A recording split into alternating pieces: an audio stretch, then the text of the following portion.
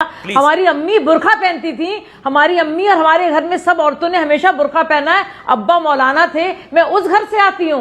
भाई ऐसे नहीं होता सादी साहब, अब मुस्लिम महिलाओं का रिप्रेजेंटेशन वहां पर भी है और यहाँ पर भी होगा।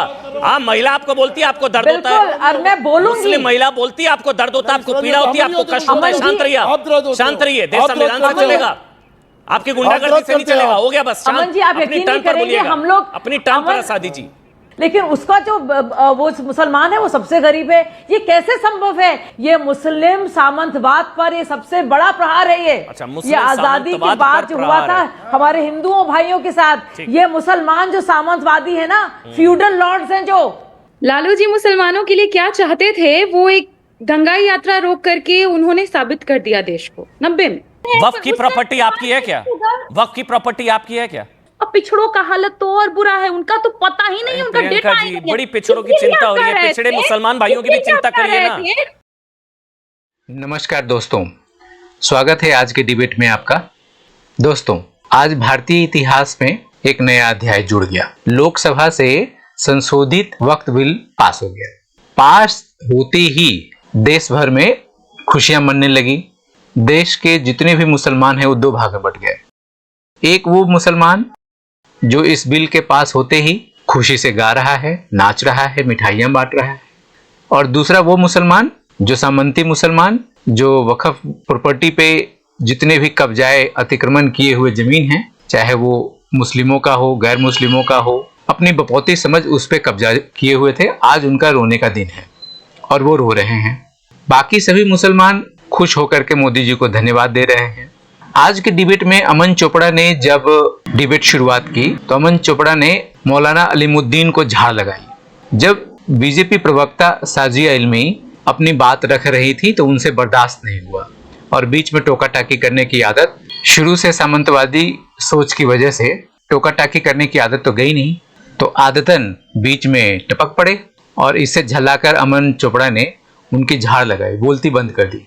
अमन चोपड़ा ने कहा, यहाँ आपकी गुंडागर्दी तो चलेगी नहीं, ये देश संविधान से चलेगा और संविधान से ही चलेगा। और तो और आरजेडी प्रवक्ता जो लालू जी की चमची प्रियंका, जिसको बोलने का ढंग नहीं, कुछ समझ नहीं, अमन चोपड़ा ने पूछा कुछ और, जवाब दे रही है कुछ और, कुछ अता पता है नहीं क्या बोलेगी। आइए इस डिबेट को देखते हैं। बहुत कम शदाब जैसे लोग मिलेंगे आपको और सब बात करेंगे जातिवाद की, सब बात करेंगे और यहाँ पे कोई बात नहीं करेगा। 14% में 14% नहीं, मैं बोलूंगी 14% मुसलमानों में 85% बीच में नहीं। भाई ऐसे नहीं होता सादी साहब, अब मुस्लिम महिलाओं का रिप्रेजेंटेशन वहां पर भी है और यहाँ पर भी होगा। हाँ, महिला आपको बोलती है आपको दर्द होता है, और मैं बोलूंगी, मुस्लिम महिला बोलती है आपको दर्द होता है, आपको पीड़ा होती है, आपको कष्ट होता है। शांत रहिए, शांत रहिए, देश संविधान से चलेगा, आपकी गुंडागर्दी से नहीं चलेगा। हो गया बस, अमन जी आप यकीन नहीं करेंगे, हम लोग अपनी टर्म पर सादी जी।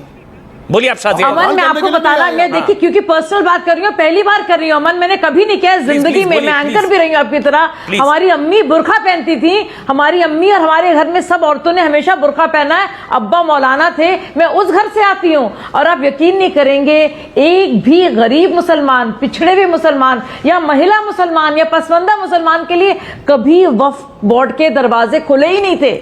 ये सिर्फ एक पैसे कमाने का और अपना एक दबदबा बनाने का एक अड्डा बना हुआ था।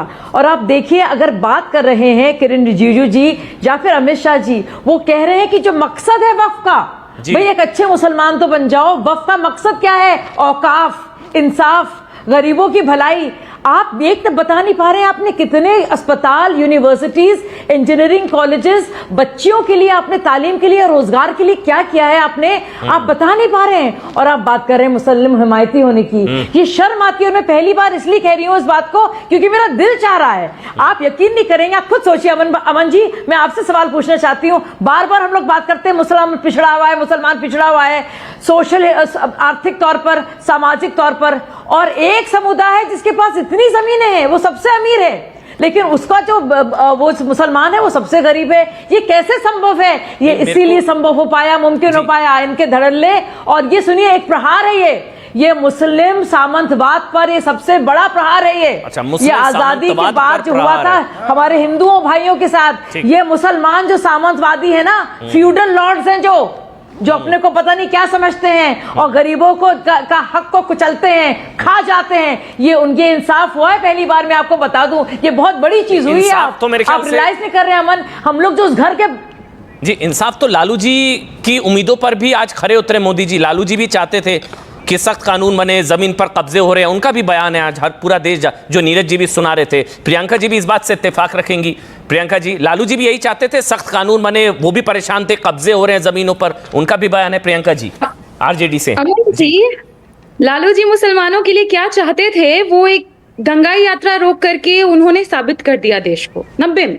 और अभी कुछ दिन पहले की मैं बात करूं तो जिस समय में इसके वक्त के खिलाफ में लालू जी इस स्थिति में भी, जब उनकी तबीयत पूरी तरह खराब है, आपको पता होगा दिल्ली में आज वो एडमिट भी हो रहे हैं, उस समय में भी वो मुसलमानों के साथ जाकर के खड़े हुए कि अन्याय हम होने नहीं देंगे।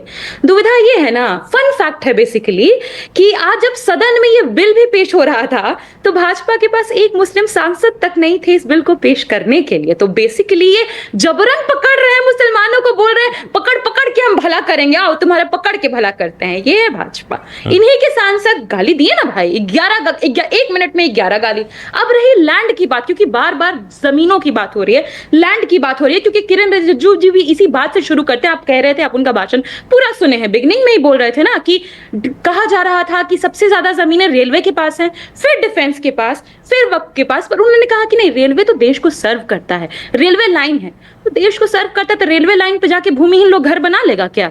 बनाने देंगे? तो वो हमारे लिए सफर नहीं करती। अब रही बात जमीनों की, तो मुझे आपको डेटा बताने में कोई आपत्ति नहीं है। प्रियंका जी, जो देश की जमीन पर ट्रेन, जो पटरियां जिस पर ट्रेन दौड़ती है, उस पर आप सफर करती हैं? मैं भी करता हूं। वक्फ की प्रॉपर्टी आपकी है क्या? वक्फ की प्रॉपर्टी आपकी है क्या? वो उन्होंने जो समझाया वो ये बोला कि वो निजी प्रॉपर्टी है। डिफेंस की जमीन देश की, रेलवे की जमीन देश की। जी प्रियंका बोलिए। अमन जी, जैसे कि आपके पिताजी ने अगर उसमें डोनेट किया होता या इनके पिताजी ने डोनेट किया होता अपनी इच्छा अनुसार, तो वक्फ की प्रॉपर्टी होती। वो तो पहले वाले कानून के हिसाब से ना, अब तो जो 5 लाख इस्लाम फॉलो करेगा वही वक्फ क्रिएट कर सकता है। सारा मसला देश में जमीनों का ही हो रहा है कि इतनी जमीनें उनके पास है। प्रियंका जी एक मिनट आराम से एक बात करने देते हैं, सबको अपने बात रखने का बिल्कुल अधिकार है। प्रियंका, हो सकता है आप सही कह रही हूं, लेकिन आप एक मिनट, ओवैसी बोल रहे हैं संसद में, सुना दी, एक मिनट सुनाइए असद ओवैसी को प्लीज सुनाइए एक बार। Particular sect and 2013 Mr. Rajnath Singh, does he disagrees with what Advani and Sushma Swaraj did by supporting the 2000 Bill Act? You are opposing your own leadership. You are making a fun of yourself over here. No, one second. Priyanka, उसी debate पर वापस लौट रहा हूं। लालू प्रसाद यादव भी तो चाहते थे सख्त कानून बनाने, जमीनों पर कब्जे हो रहे हैं, वक्त में करप्शन का उन्होंने भी जिक्र किया था। लालू जी देश में मुसलमानों के लिए क्या चाहते हैं ये मुसलमानों का दिल जानता है। को लेकर उन्होंने कहा था ना, इनको आपने बिठाया है, वक्त को लेकर कहा था ना। प्रियंका आप असहज मत होइए लालू जी के सवाल पर। लालू आप कहें तो मैं सुना सकता हूं, आप कहें अगर आपकी इजाजत तो मैं सुना देता हूं। लालू जी की बात, लालू जी देखिए अमन जी, ये आप भी जानते हैं, आपका दिल भी जानता है, पूरा देश जानता है कि सांप्रदायिक ताकतों से लड़ने के लिए कोई देश में जाना चाहता है, पिछड़ों दलितों का मसीहा, तो वो लालू प्रसाद यादव हैं। तो जब वो वक्फ में बदलाव की बात कर रहे थे तो किसके खिलाफ लड़ रहे थे वो? अब रही लालू जी की बात कि उन्होंने क्या कहा, तो उसके बाद वो बिल पारित हुआ ना 2013 में, और उस जेपीसी की साथी तो भाजपा भी थी। नहीं, उसमें 2013 में क्या हुआ था?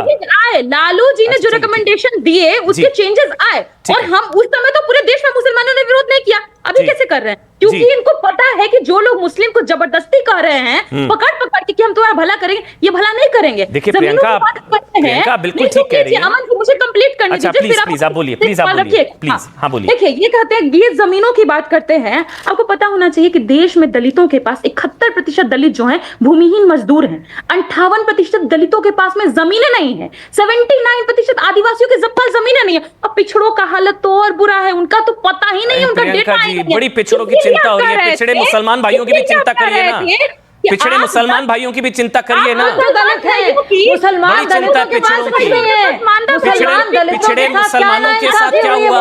असमंदाओं की 80% मुसलमान वही तो मैं कह रही हूँ, 80% पिछड़े और बैकवर्ड मुसलमानों के साथ क्या हुआ है? आपको दिल में दर्द नहीं है प्रियंका जी? आदिवासियों की फिक्र नहीं, आदिवासियों की जमीन ही तो बचा अरे रहे भाई, हैं। आप हाँ, वही तो आदिवासियों आपको की होना चाहिए, जमीन ही तो आपको बचा हमारे रहे हैं। साथ खड़ा होना फिक्र नहीं चाहिए। है ना उनकी। आप कह दीजिए, क्योंकि अमित अच्छा, शाह एक मिनट, भी तो नीरज जी कुछ आपको कहना लग चाह रहे दिखा हैं। ना। एक मिनट नीरज जी अमित कुछ शाह कहना चाह जी, रहे हैं। अमित देखिए शाह प्रियंका, जी- प्रियंका जो आप कह रही है ना, एक मिनट रुकिए, एक मिनट रुकिए प्रियंका, एक मिनट रुकिए। नीरज जी कुछ कहना चाह रहे हैं, जो आप कह रही हैं मैं भी वही कह रहा हूं, मैं भी आपके साथ हूं। प्रियंका एक मिनट मेरी बात सुनिए, मैं नीरज जी के पास जा रहा हूं, मैं आप ही के साथ हूं कि पिछड़ों की बात करना जरूरी है, लेकिन पिछड़े मुसलमान भाई भी हैं, उनकी आपको परवाह नहीं है। जातिगत जनगणना की बात होती है तो पसमानदाओं की बात क्यों नहीं होती? अब एक मिनट नीरज जी कुछ कहना चाह रहे हैं, एक मिनट नीरज अजीज भाई आ रहा हूं। प्रियंका एक मिनट, प्रियंका एक मिनट, अगर आपको चिंता है नीरज जी दलित 71% भूमिहीन है जी, तो आपके नेता कोई साधारण व्यक्ति नहीं है। तो दोस्तों, अगर ये डिबेट अच्छा लगा तो लाइक कीजिए, सब्सक्राइब कीजिए, शेयर कीजिए। फिर मिलते हैं किसी नए डिबेट के साथ। तब तक के लिए जय हिंद, जय भारत, जय सनातन।